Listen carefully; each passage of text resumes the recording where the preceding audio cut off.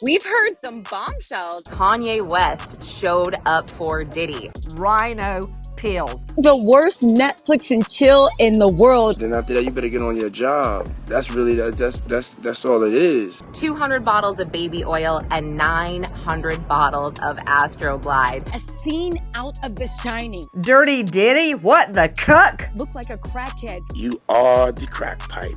That's my new name for you, crack pipe. Good evening, I'm Nancy Grace. This is Crime Stories. I want to thank you for being with us straight out to the courthouse. Standing by, Tisa Tells, pop culture commentator and star of Tisa Tells on YouTube. Tisa, thank you for being with us. Tell me, first of all, what happened in court today?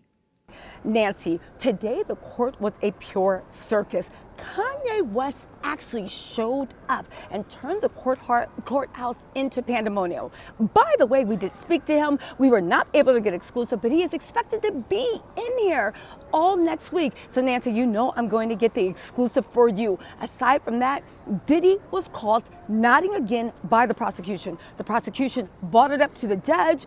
Brian Still actually stood up and said he vouches his personal integrity, that he did not see Diddy nodding. The only thing is, I was 100% looking at Diddy and saw him turn around and look to his supporters, meaning his family in the back, and nod vigorously. The prosecution wanted him to know that's still a point of testimony. If you don't know, now you know, and they want him to knock it off. Tisa Tells, you know it's bad when Jimmy Kimmel gets a mouthful of your rear end, right? He bit right into Sean Combs, talking about having his children attend the trial is not the, quote, ideal take your family to work day.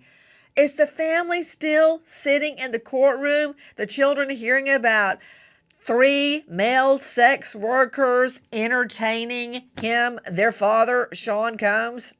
Oddly enough, every single time the Combs children heard devastating, disgusting, perverse testimony about their father, okay? The next day, they were MIA. I don't know if it's because they needed to, go back to their happy place and wash that visual out about the man that they love, respect, that's supposed to guide them, or maybe they look at the social media just like we do and see that the public thinks it's actually weird that a family we once thought were the most loving, close family literally will sit there and look the other way when they hear about horrible abuse and depravity with women that they largely knew for. Let's think about Cassie. She was there with Diddy for 10 years. Let's look at Jane Doe. She was there for Diddy for 4 years. These are women that they should know and have some type of connection with. Again, very, very odd. Now joining us from the Monaghan Federal Courthouse is Lauren Conlon, star of Pop Crime TV on YouTube, investigative reporter. Lauren Conlon, thank you for being with us. What's your takeaway of what happened in court today? I did confirm with Diddy's very close friend who is in the courtroom every day that Kanye, he could have gone into the courtroom. Now, the federal marshal said his name was not on this list, and they are very strict about this list. However, Diddy's friend said that Kanye would have been able to go in. However, he chose not to because he didn't want to be a distraction or create a big fuss in the courtroom. So he did decide to go to the overflow room for about 20 minutes just to show his support. What's the word on juror number 6? Court started out this morning by raising the issue of juror number 6, and this issue, it's not as salacious or as crazy as I think a lot of us had initially thought.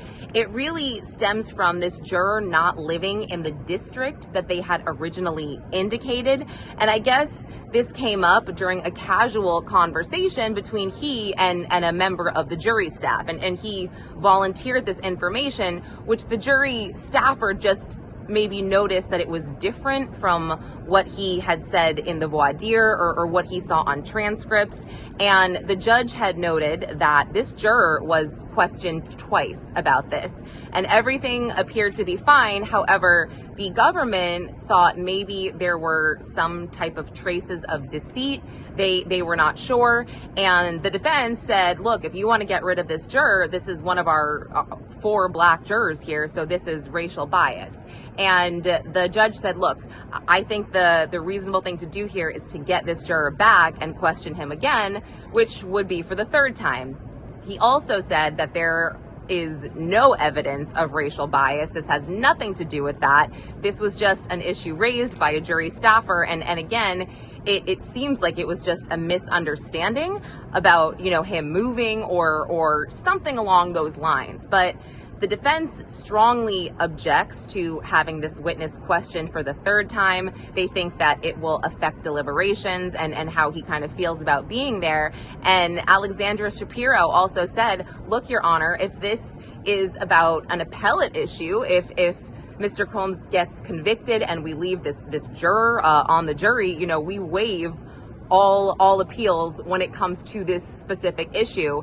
And she even deferred to Mr. Combs in the courtroom, and the judge looked at Diddy, and Diddy said, I'm waiving it, and he actually waved his hands in the air. So the way they left this issue was that the judge would most likely question the juror at the end of the day rather than the beginning of the day, as to not disrupt anything and make him feel singled out once again. Lauren, how do you believe the witnesses held up? Andre Lamont took the stand, and there were some evidentiary issues earlier about the guns that were found in Mr. Combs' LA home specifically. This special agent in particular, the government noted that he couldn't say whether or not the guns they found, and there were 6 guns, were found in this gun safe, which was really important to the defense. They wanted to relay this. He didn't just have guns laying all around the house. And Agnifilo even raised the question of, should we have this witness here at all? Essentially, they were able to work it out where the defense would issue a line of questioning around the safe and where these guns were and the protocols behind what happens when HSI raids a home with the SRT team, etc.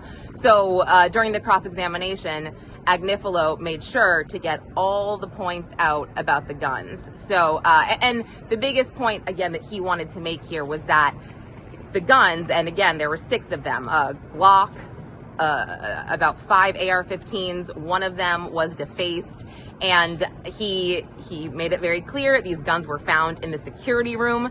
This is operated only by security, and there's a gun safe. And the special agent testified that yes, when the SRT team comes in, they are trained to make sure that a home is safe. So they take these guns out, they dismantle them, and then they set them down, and then the photographs are taken. The evidence that we saw seized by this HSI agent, we saw, again, 6 weapons, firearms. One was defaced. He thought it was defaced with maybe a sander because it was smooth. And there was a baggie of MDMA in a safe and 6 envelopes of K. And then they seized 200 bottles of baby oil and 900 bottles of Astroglide.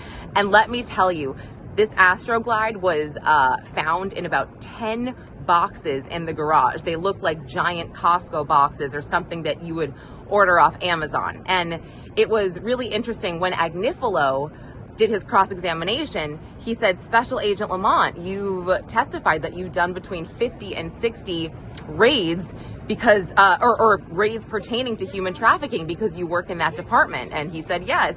And he said, how many times have you seized Astroglide and baby oil during a human trafficking raid? And he said, once. And it was this time. So Agnifilo just said, okay, and the baby oil and the Astroglide, it was everywhere in the house, wasn't it? And he said, yes. And he said, and the guns, they were only in the security room. So that was Agnifilo's little mic drop moment. And then Diddy's assistant from 2021 to 2024, Jonathan Perez, took the stand. He just started his cross-examination, and he was testifying the same thing that we had really heard from every other assistant, that he helped set up hotel rooms, he got condoms, he got lube, he went to the sex store to buy materials. We saw text messages between Jonathan and KK on how to set up different rooms. He talked about getting weed with another assistant. And before he took the stand, we did see him get his immunity order granted.